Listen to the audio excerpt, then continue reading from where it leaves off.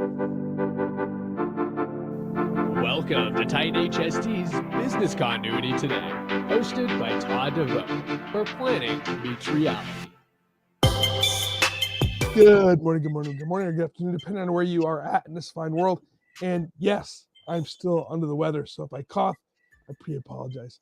My name is Todd DeVoe. I'm Director of Emergency Management at Titan HST, and I also teach at the post-secondary level. I love learning new things and sharing with you what I have learned.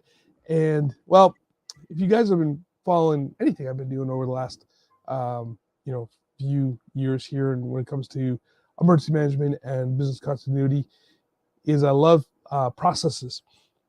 And what I mean by that is we talk about planning, create a plan, put it together. And in my mind, it's not necessarily the plan, right, that is important. It's the process of putting the plan together.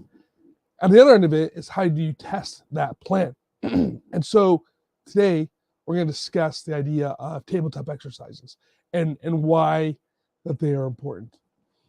One of the things that we do at Titan HST for our clients is we send out a monthly drill reminder, which are just little tips and information on different things that are going on around emergency management and disaster response and business continuity, and how you can implement them into your organization's daily or monthly planning process.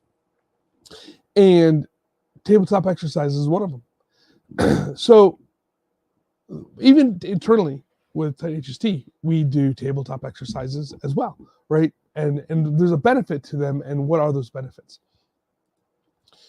Well, first, take a look at tabletop exercises, and they increase the critical thinking among the leaders in a situation where you're testing potentially real life conditions, right? Now, the reason why tabletops work well for this is because, especially like during COVID times, like here I am,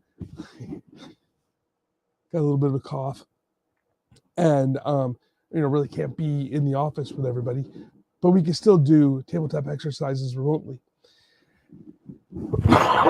Excuse me. And it really lets you go through that thinking process, right? Of what happens if, right?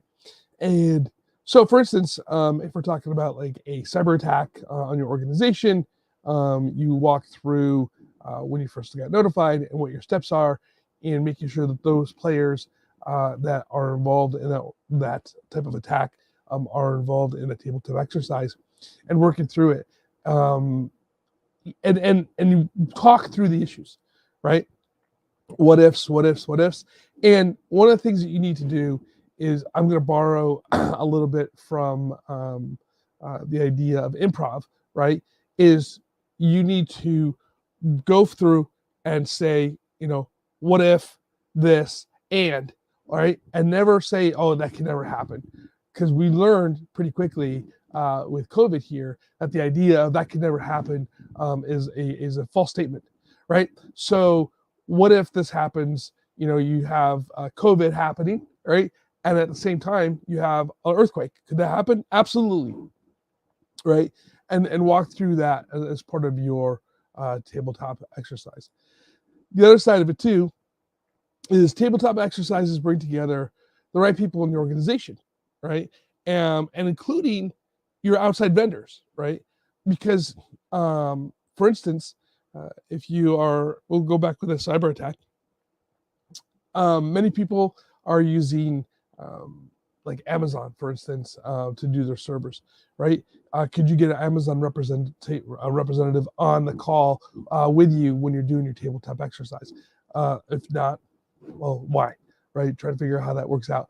Other vendors that will be coming to you, or on the other side of it too, some of your major clients, right, that you are working with. How does that impact them as well? So bring them on board as well. So bringing in those outside vendors and bringing in some of your major clients to participate might help out as well. Tabletop exercises also establish clear objectives, and you work to achieve them, right? So it's part of the design as well, okay? So as you design your tabletop exercise, what are those objectives that you're looking at and how do you meet them? And then you bounce them off of your plan of what you think that you are doing, and test that plan. The other side of it too, and I didn't mention this at the beginning, is that when you're testing your team, when you're testing the organization, you're testing the paperwork, you're testing the plan. You're not testing individual members of your team. And so you're working through that process. I gotta take a little drink. I do apologize again for my cough. Also, be thoughtful of the objectives and the evaluation of your tabletop, right? Have a process that you have created where you test it out, get feedback from each of the individuals who participated in the tabletop exercise, and write a quality after action report on what improvements need to be made, and make those improvements, right? And don't be afraid to look at those warts and see how you can go through and fix those, because that is the whole purpose of going through the tabletop exercise. It isn't a love fest. You don't slap each other on the back and say, what a great job you're doing. You go, okay, how do we improve, right? And then you make those improvements on your plan. You take a look at them again. And then guess what? 6 months later, you do an additional tabletop and you test those plans again.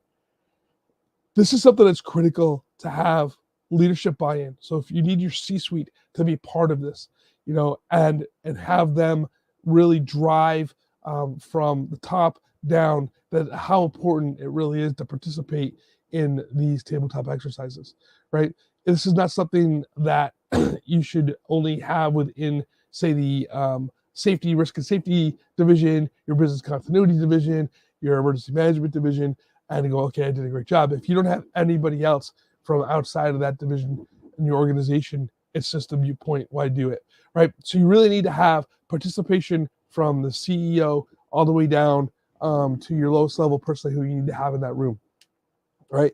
And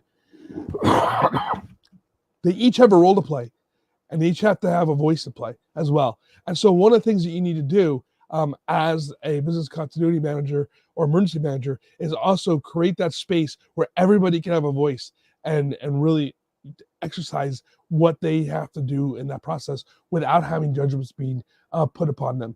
And I know sometimes it's easier to say than it is to do, because people are afraid sometimes to speak up in front of the C-suite.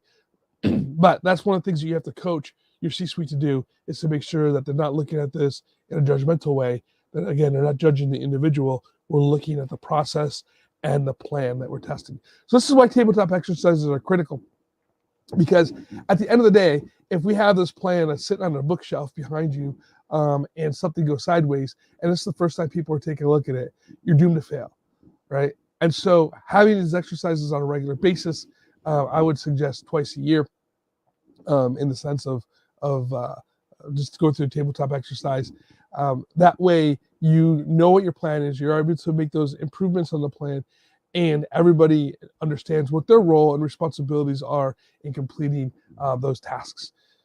So for more information on this, please feel free to reach out to me, or also check out Titan HST for all of your communication needs. And until next time, please stay safe and stay hydrated.